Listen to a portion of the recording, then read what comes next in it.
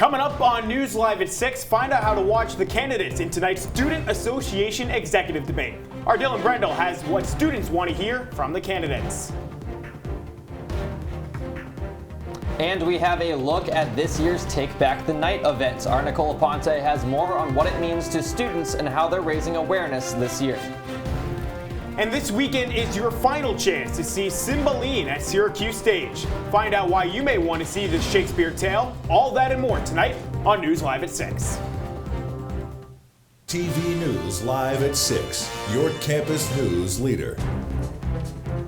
In just 1 hour, Student Association presidential, vice presidential, and comptroller candidates will be going head-to-head. Good evening, I'm Liam Crowley. And I'm Tyler Melito. The Student Association Executive Debate will be in the National Veterans Resource Center tonight. And this year, we have 3 pairs of candidates debating. CitrusTV's Dillon Brendle joins us outside the debate live for what students could expect to hear this evening. Dillon.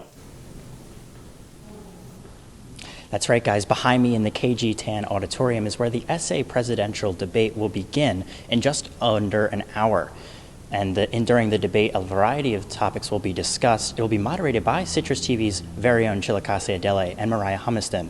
The debate will feature a variety of topics, and today we reached out to SU students about what they think SA needs to address. SU senior Will DeMarcy says this SA needs to address the improve on inclusion. Yeah, Syracuse University is a diverse school, and at times we definitely don't focus on it as much as we need to, so I feel like these candidates should definitely focus on the diverse needs of the student population, incorporating all students of races, ethnicities, abilities. First-year student Dia Bordella says the SU needs to address the SU's response to sexual assault on campus. I would like to see some positive changes in how sexual assault is handled on campus, the resources available, and making sure that those resources are more explicitly available for students. To hear the candidates' responses to those questions and more, stay tuned to OTN at 7 o'clock or check out the CitrusTV News Twitter and YouTube page for all the updates. From the National Veterans Resource Center, I'm Dillon Brendle. Guys, back to you. Dillon Brendle, thank you. 2 new students were named to the Community Review Board today. Freshman Hunter Luke and junior Adia Santos are 2 of 11 board members. Board members review and comment on DPS policies and training and write a report every year with findings and recommendations. Luke and Santos are both active members of the SU community and are both involved in student association.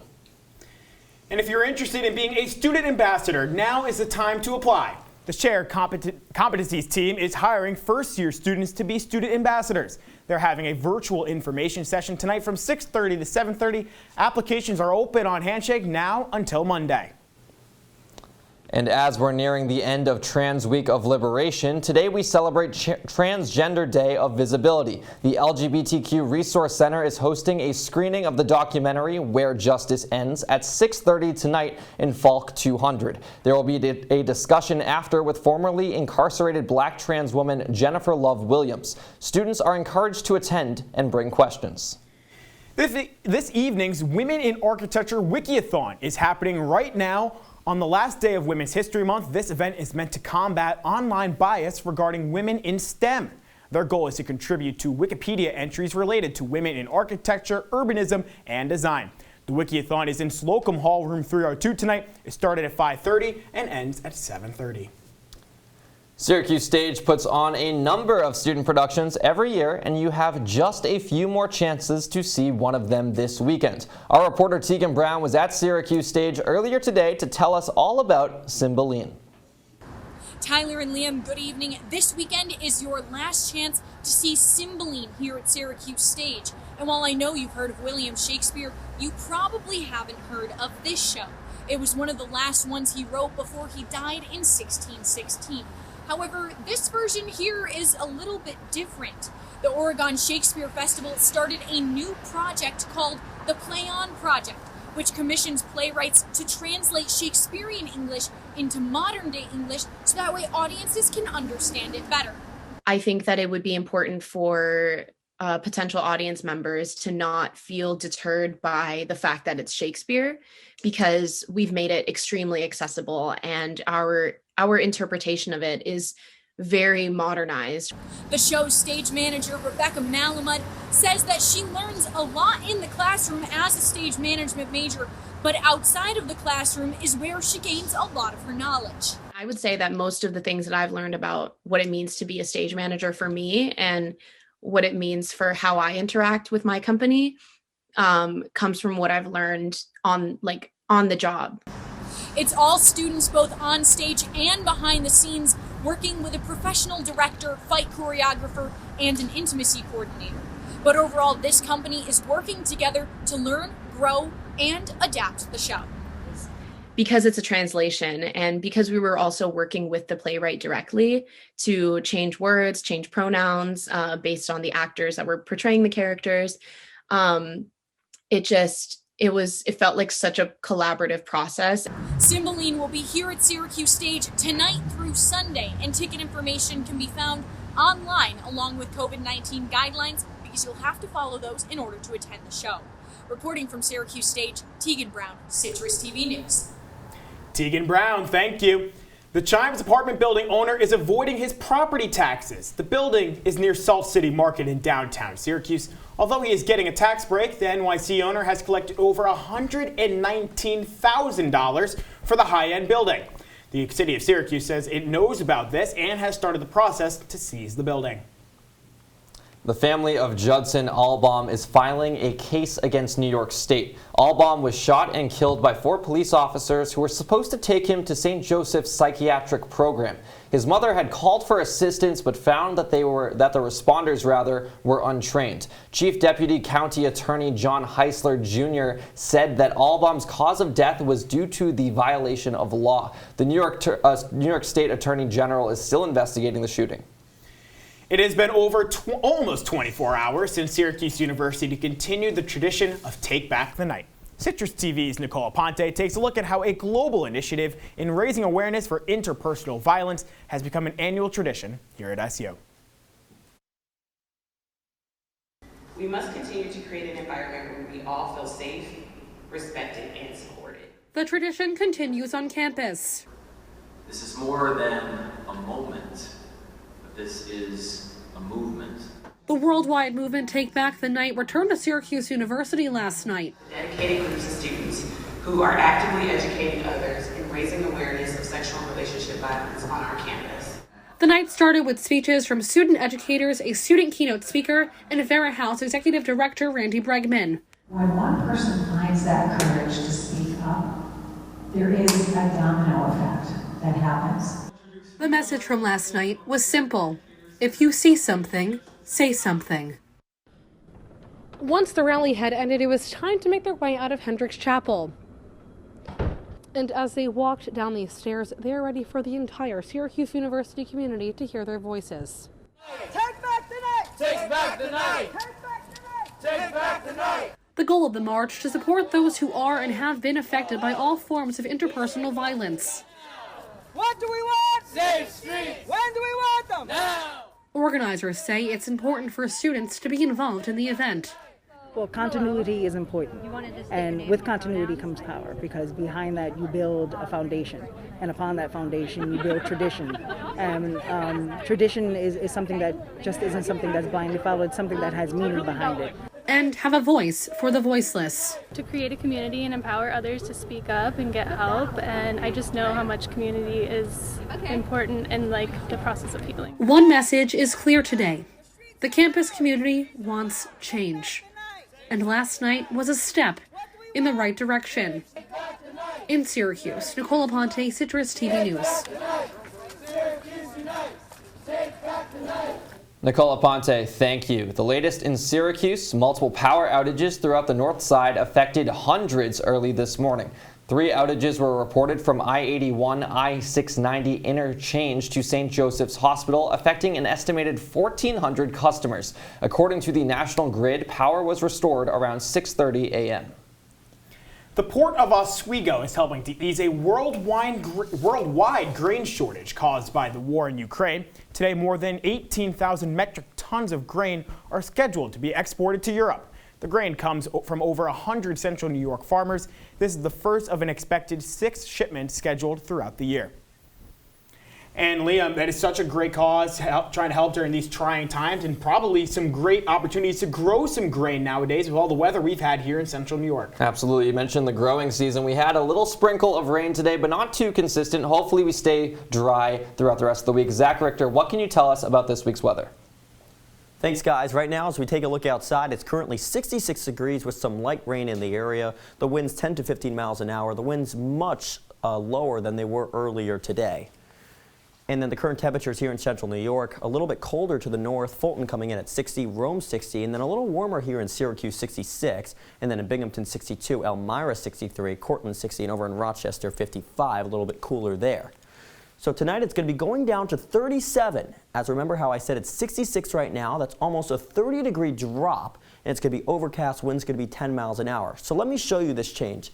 As right now 66 degrees at 6 o'clock, and then at 8 o'clock, almost already an over 10-degree drop as it's going to be 55, then 10 o'clock 49, then temperatures will just continue to drop by around midnight and 2 a.m. It's going to be about over 20 degrees lower than it is right now, so we're going to get a lot chillier tonight.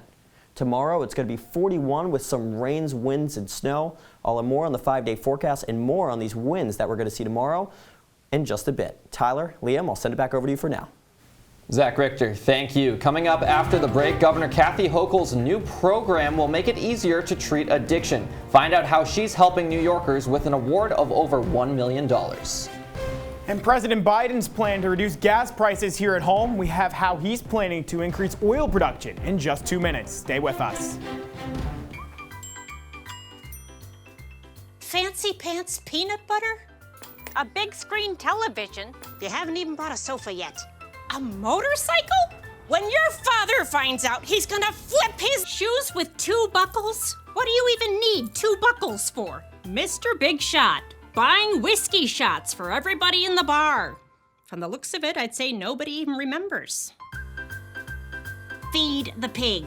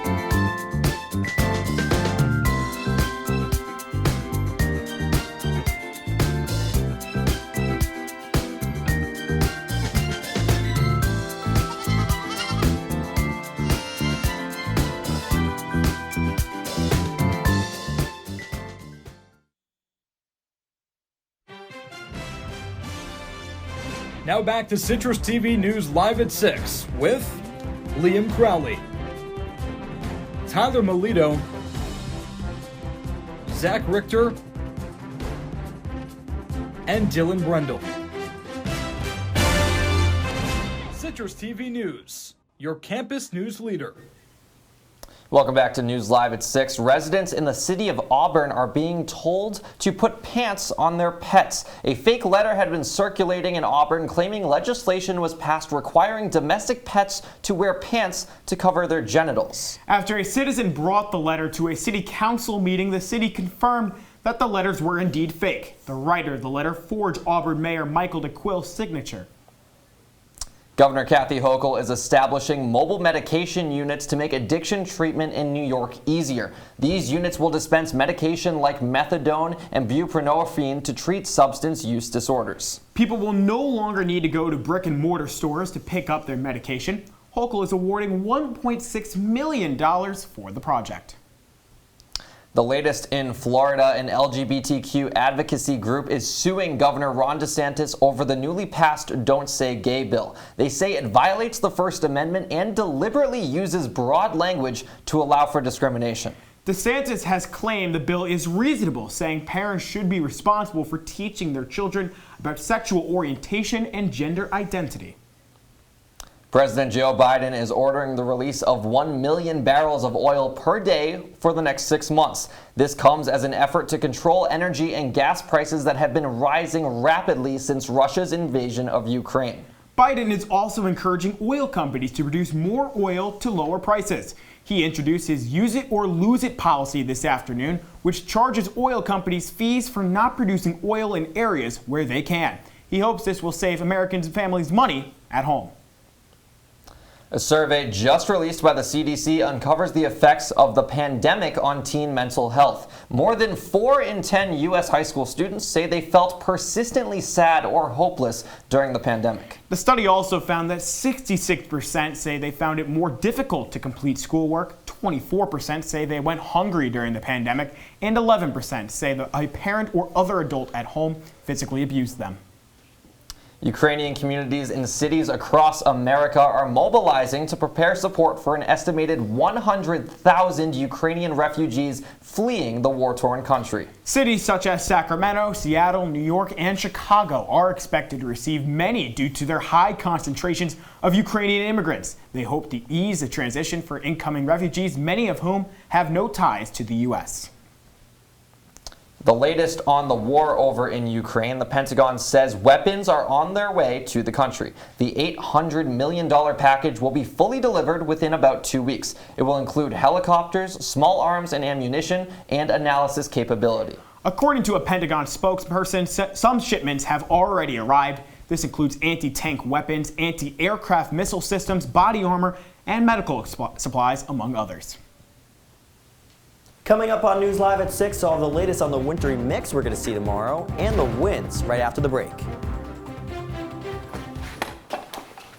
Did you hear about the pony with a sore throat?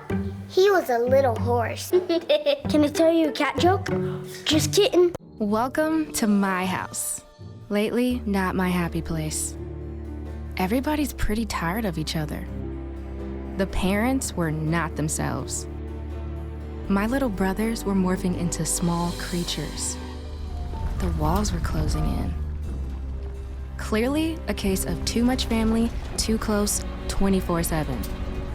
And there's a lot of that going around right now. If this sounds like your house, try going someplace new. YourLifeYourVoice.org. You'll find lots of ideas to help you handle the family stresses of being confined to close quarters. YourLifeYourVoice.org.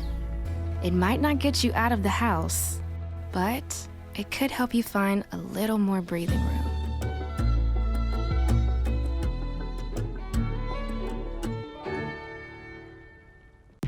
From the CitrusTV Weather Center, this is SU's most accurate weather forecast. Welcome back to News Live at 6. Let's take a look at your radar going on right now. So there's some little bits of rain moving through the area, but nothing that significant, not like what we're going to see tomorrow. So the radar for tomorrow, you're going to see this big system move up through Syracuse, and it's really going to drop much more rain than we're going to see tomorrow. So we can see some snow in the afternoon too tomorrow with that wintry mix. It's not really going to accumulate to anything, probably just a 1/4 inch to a 1/2 inch of rain. The winds tomorrow is going to be a big problem. Sustained winds from the west at 20 to 30 miles an hour, and winds will be gusting over 40. That's going to be a big problem if you're going outside. So that's why I'm putting it at the risk scale at high. We've seen worse winds, but there are going to be pretty bad winds. You start to see winds over 40 miles an hour. You take a look at the temperatures tomorrow at 9 a.m. It's going to be 39, and then at noon 41. But we're not going to see that wintry mix until the afternoon when the temperatures start to drop down to 6 o'clock to 37. We're going to start out as rain again, and then it's going to turn to snow, but the winds are going to be very bad throughout the day. Here's take a look at your 5-day forecast. And on Friday tomorrow, it's going to be 41, a high and a low of 29. Rains, wind, and snow, as I said. Saturday, high 48, low 32. Partly cloudy as we start to see some sun. Sunday, another wintry mix, high 43 and a low of 33. And Monday and Tuesday, we have some sun and some warmer temperatures with a high of 50 and a high of 54 on Tuesday. Calvin, what's coming up in sports?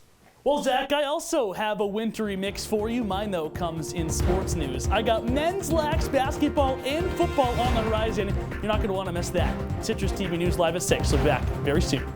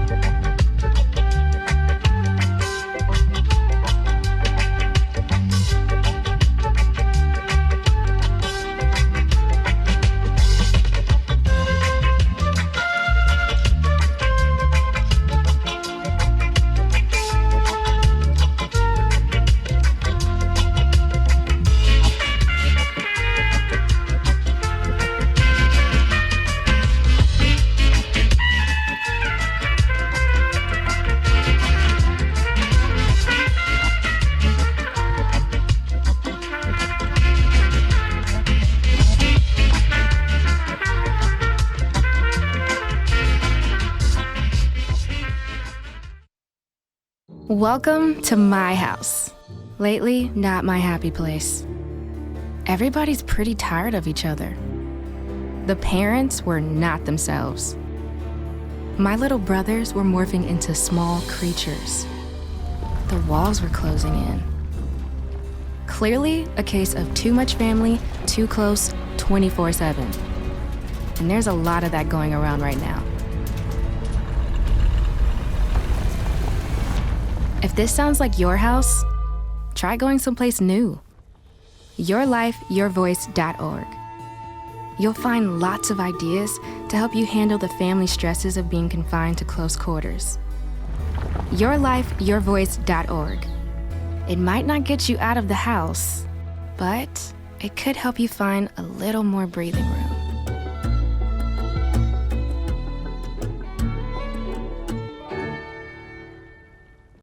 And now, your Citrus TV Sports Report. Football, basketball, lacrosse, all in one day. Yeah, you're welcome. Welcome into sports. I'm Calvin Cristoforo. Today is March 31st, so when I tell you there's still snow on the ground here in Syracuse, Duke and North Carolina are just 2 days away from tipping off in the Final Four, and the transfer portal, aka college basketball free agency, is rearing its ugly head again. It's not an April Fool's joke. SU center Frank Anselm announced this morning that he has entered the transfer portal. The big man played 32 games a season ago, starting in 6 after Jesse Edwards went down for the season. The sophomore averaged 3 points and nearly 4 rebounds last year. Anselm is a big loss for the team, but it didn't take long for Boeheim and company to respond. The Orange added a major recruit in the class of 2022 just hours after Anselm's announcement. Judah Mintz, the 4-star guard and number 35 overall recruit in the class, committed to Syracuse this afternoon at halftime of Geico National Invitational Basketball Tournament. Mintz is now the highest rated recruit in next year's incoming class, which is tabbed as the 13th best in the nation. Switching over to lacrosse, you know the saying, all good things come in 3. Well, SU men's lacrosse is embracing that. The Orange try to grab their 3rd straight win against an opponent they've lost to 3 straight at a point in their season where they need 3 wins to become postseason eligible. That team is Notre Dame, a squad that beat the Orange by a combined 21 goals in the 2 meetings a season ago. But head coach Gary Gates says the past is in the past. Well, we got different coaching staff, we got different players, and I think we're a different team. So we're going to show up, give them our best game, and do what we've been working on, and hopefully give ourselves a chance to win. What are some of the things that you're...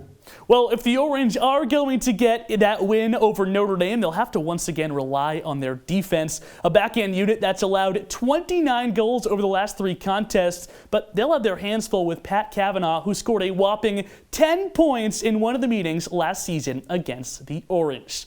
Flipping the page to women's lacrosse, SU women's lacrosse gets set for Game 2 of its 6-game homestand when Pitt comes to the Dome Saturday. It's the first ever meeting between the Orange and the Panthers because it's the inaugural season for Pitt women's lacrosse, a team that enters 6-6 on the year.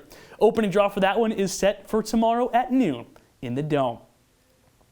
And it's been practice for Syracuse football this spring. The Orange are coming off a 5-7 2021, but play their first real game this Friday, so they'll slide back into game mode and get ready to go when the Blue and Orange game kicks off on Friday night. It's the Orange versus Blue game, and it's the first time to get a look at Garrett Schrader, Sean Tucker, Mikel Jones, all your Orange favorites. It's actually the last time, too, until SU hits the field against Louisville for the season opener on September 3rd. Calvin, going to be very fun tomorrow, but I want to ask you about Judah Mintz. How important is he going to be, especially for a Syracuse team that's losing Buddy Boeheim next season? Well, it's critical. Look, Tyler, coming into today, Syracuse had the 25th best recruiting class in the country. So you look at that and say, hey, pretty good. Judah Mintz himself, one recruit, brings Syracuse up 12 spots. Now they're the number 13 class in the nation. It's going to be a young team next year, but there's going to be a lot of talent. It sounds like he's a difference maker. Calvin Cristoforo, thank you so much. When we return to News Live at 6, we have one last look at your wake-up weather. Don't go anywhere.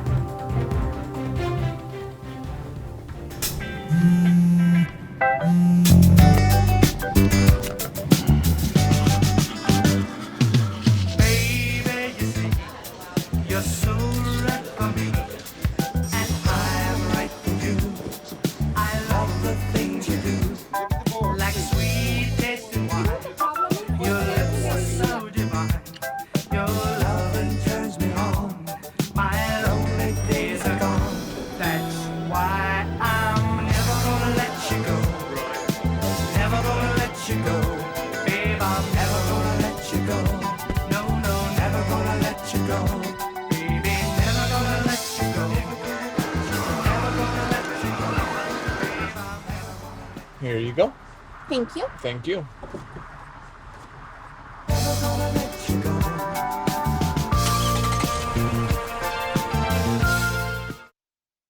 STEM is precise, no margin for error. Dare to forget that. Dare to have fun with it. Get weird with it. Dare to send those old STEM theories flying past the neighbor's house into outer space. Dare to program something internet-breaking, record-breaking. Dare to blow their minds. Dare to learn the difference between sedimentary and metamorphic rock. Go find those rocks. Dare to keep daring. Dare to STEM. Check out She Can STEM to get started. Welcome back to News Live at 6. Tomorrow at your wake-up weather at 8 a.m. It's going to be 39 degrees with a few showers, and the humidity is going to be very high. It's going to be 81%. But that's not like what we're going to see in the afternoon. So now take a look at your photo of the day. Here's our Citrus TV reporter Teagan Brown outside the Syracuse Stage, really enjoying the nice weather today where temperatures got up almost to the 70s. Guys? Zach, thank you. In some entertainment news to close out Live at 6, the Marvel Cinematic Universe is back on Disney+. The House of Mouse's streaming service premiered the first episode of Moon Knight Wednesday morning. Moon Knight follows Oscar Isaac's Stephen Grant as he is roped into a world of spiritual cult and Egyptian gods. New episodes arrive every Wednesday for the next 5 weeks. And guys, how excited are you that Marvel is back, expanding to the universe? Specifically, I'm happy that we're back on Wednesdays because movies are fun, but I like waking up feeling like it's a Saturday morning cartoon once again. It's all great. Calvin, I know you're a big Moon Knight fan. What's your favorite graphic novel? And the only thing I know about Moon Knight is there's a moon at night. There we go. Well, hey, and there's guys gonna got be the a moon puns. Tonight. Well, that is all the time we have for you today here on Citrus TV News. For more of us on the latest, follow us online at CitrusTV.com. For all of us here at Citrus TV, I'm Tyler Melito. And I'm Liam Crowley. Goodbye and good night, Syracuse.